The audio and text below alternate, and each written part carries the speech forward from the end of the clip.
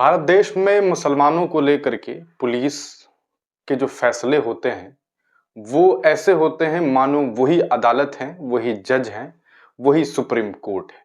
ये बात क्यों कह रहा हूँ? क्योंकि पिछले दिनों मध्य प्रदेश के गुना से एक मामला सामने आया जहाँ देखा गया कि एक मंदिर, जो कि शिव मंदिर था, उसके अंदर तोड़फोड़ होती है। तोड़फोड़ होने के बाद वहाँ पर जो मूर्तियाँ होती हैं, उनको तोड़ने की कोशिशें होती है, जिसको लेकर के बाद में इलाके में काफ़ी शोरगुल होता है और वहाँ के जो लोग होते हैं, हिंदुत्ववादी लोग होते हैं, वो इस पूरे मामले पर तुरंत बगैर किसी देरी के पुलिस प्रशासन को इन्फॉर्म करते हैं। पुलिस वाले पहुँचते हैं और पुलिस वाले को कुछ नाम बताया जाता है।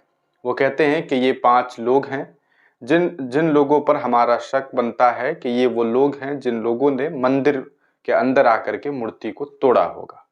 फिर क्या था, पुलिस प्रशासन बयान सुनती है और बयान सुनने के तुरंत बाद बगैर किसी इन्वेस्टिगेशन के उन मुस्लिम नौजवानों को उठा करके ले जाती है और ले जा करके जेल में बंद कर देती है।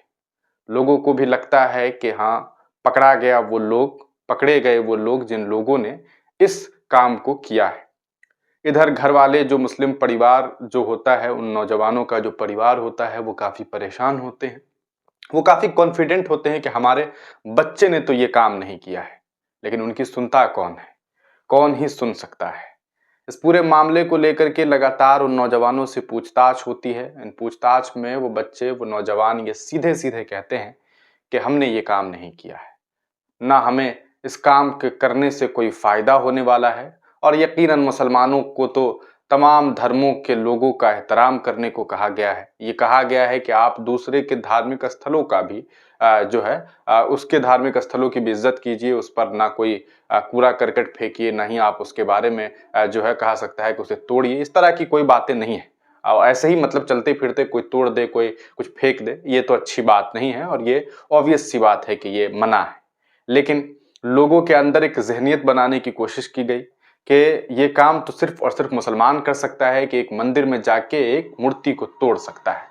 इस पूरे प्रकरण के बाद लगातार उन लड़कों से पूछताछ होती रही, लेकिन अंततः पुलिस प्रशासन इस पूरे मामले में विफल रही कि उन लोगों पर जुर्म साबित किया जाए। एफआईआर जैसा दर्ज किया गया, उसी के हिसाब से पुलिस ने गिरफ्तारी की। ये बात बाद में पुलिस वालों ने बता दी। लेकिन जब इस पूरे मामले की जाँच हुई, तब एक नाम सामने आया और वो नाम सुनने के बाद वहाँ के हल्के के जो लोग थे, वे लोग भी चौंक गए और वे लोग ये सोचने पे मजबूर हो गए कि अरे भैया, ऐसा कैसे हो सकता था कि एक हिंदू धर्म का मानने वाला लड़का ही मंदिर में जाकर के मूर्तियों को तोड़ रहा है और उसे तोड़ने की कोशिशें की गई।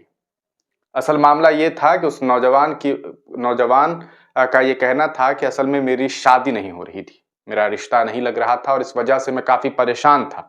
यकीनन मैं भगवान से नाराज़ था और मेरी नाराज़गी इतनी थी कि मैंने जा कर के भगवान से सवाल किए और उसकी मूर्तियों को तोड़ दिया।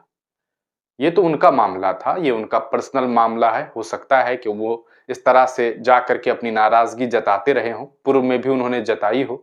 लेकिन इस पूरे मामले में उन नौजवानों का क्या दोष था जिसे बदनाम कर दिया गया और उसके बाद सोशल मीडिया प्लेटफ़ॉर्म पर उन नौजवानों का नाम लिख-लिख कर उन्हें जम करके बदनाम किया गया। जिसे बाद में जब इसके बारे में जानकारी मिली, तब उसके बावजूद भी बहुत सारे लोगों ने इस पूरे मामले पर संज्ञान में आने के बाद भी इस मामले में उन लोगों ने जो है अपने पोस्ट को डिलीट नहीं किए। मोहम्मद ज़ुबैर को आप तमाम लोग जानते होंगे, फैक्ट चेकिंग का काम करते हैं और इन्होंने इस पूरे मामले पर अपडेट देने का काम किया है। ये द जाट एसोसिएशन है, इनका काम ही यही है कि कहीं पर भी मुसलमानों का एक नाम मिल जाए, बस मीम मिले तो फिर उसके बाद ये अपनी दुकान चलाने लगते हैं। इसमें इन्होंने लिखा कि मध्य प्रदेश के गुना से खबर आ रही है कि मुगलों की भीड़ ने मंदिर में घुस शिवलिंग को उखाड़ फेंका है। मुख्यमंत्री साहब मध्य प्रदेश कृपया संज्ञान लीजिए।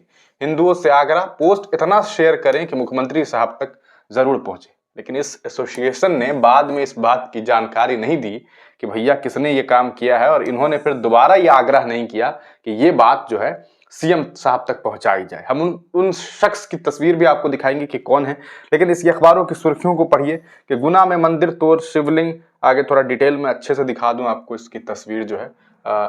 ये आप तस्वीर देखेंगे, इसी को जूम कर देता हूँ।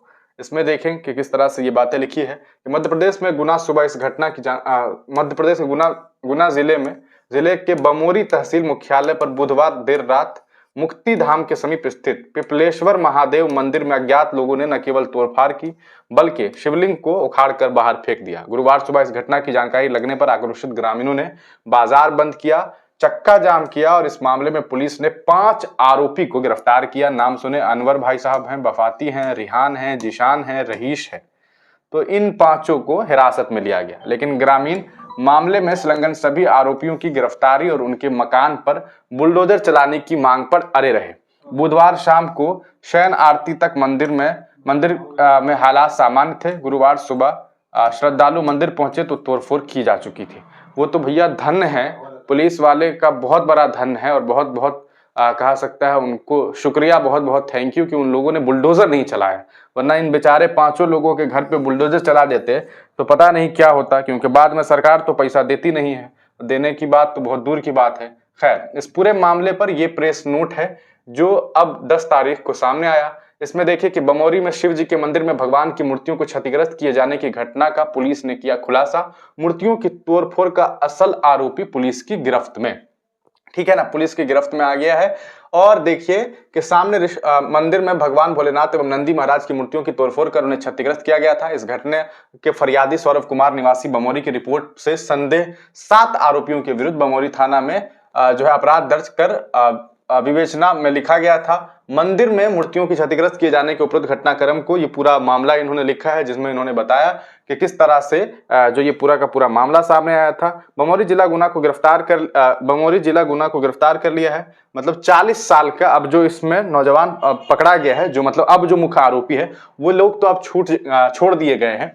मुख्य आरोपी जो है उनका नाम है ग्यारसा प्रजापति, जो कि पुत्र हैं भूरा प्रजापति के, स्वर्गीय है भूरा प्रजापति, उम्र 40 साल, निवासी मरघटशाला के पास बमौरी जिला गुना को गिरफ्तार कर लिया है। आरोपी से घटना के संबंध में पूछताछ करने पर उसने स्वयं के द्वारा मंदिर में मूर्तियों की तोड़फोड़ करने की बात स्वीकार कर ली है एवं जिसने बताया कि भगवान से कई बार मांग करने के बाद भी उसकी शादी नहीं हो रही थी एवं दिनांक 31 जनवरी की रात को उसने बहुत अधिक शराब पी ली थी, जिससे नशे में उसे गुस्सा आया और गुस्सा आने के बाद रात करीब 2 बजे उसने मंदिर के बाहर पड़े पत्थर उठाकर मंदिर में भगवान शिव जी एवं नंदी जी की मूर्तियों पर पत्थर पटक दिए थे, जिससे मूर्तियां टूट गई। तो ये अब पूरा मामला है। देखिए, इस आईटी टीम द्वारा प्रकरण की गहन विवेचना की गई और घटना से संबंधित आवश्यक परिस्थिति संकलित कर प्रकरण के अज्ञात आरोपी की पतारसी के सघन प्रयास किए गए। उसके बाद साथ ही इस हेतु अपने मुखबिर तंत्र को सक्रिय कर विभिन्न तकनीकी संसाधनों की मदद से अज्ञात आरोपी की निरंतर तलाश कर पतारसी की गई, जिसके परिणाम स्वरूप टीम द्वारा शीघ्र ही मंदिर में भगवान की मूर्तियों को क्षतिग्रस्त करने वाले अज्ञात आरोपी की पहचान कर आज दिनांक 10 फरवरी 2024 को गिरफ्तार कर लिया गया। और उस महाशय का चेहरा भी दिखा दें आपको, जिनकी शादी नहीं हो रही है और उन्होंने ये काम किया। ये भाई साहब हैं प्रजापति जी, ग्यारसा प्रजापति जी।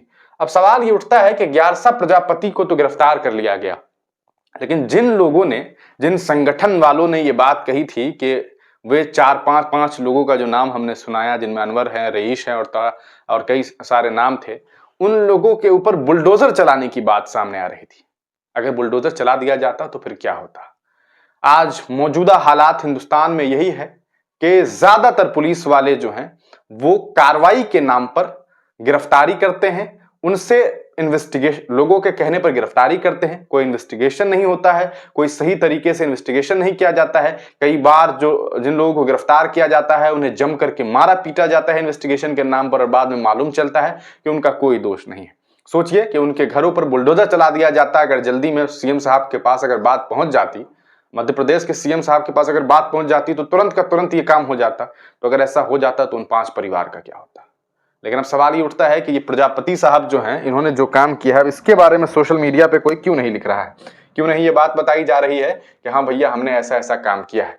तो खैर, ये पूरा का पूरा मामला था। जुबैर लिखते हैं कि गुना में मंदिर में तोड़फोड़ और शिवलिंग उखाड़कर फेंकने वाला आरोपी ग्यारसा प्रजापति पिता भूरा प्रजापति को पुलिस ने गिरफ्तार कर लिया है। फरवरी 2 को विश्व हिंदू परिषद बजरंग दल ने भी प्रदर्शन किया था। किसने? बजरंग दल और विश्व हिंदू परिषद ने। प्रदर्शनकारियों ने शाहरुख, रिहान, वफाती, अनवर, जीशान को और बिट्टू, रईस के खिलाफ एफआईआर भी दर्ज कराई थी। गुना पुलिस ने इनमें से 5 को जेल, मतलब 7 मुस्लिम नौजवानों को जो है उसका नाम बताया, जिनमें 5 को गिरफ्तार किया और फिर बाद में पता चला कि आरोपी ग्यारसा प्रजापति है।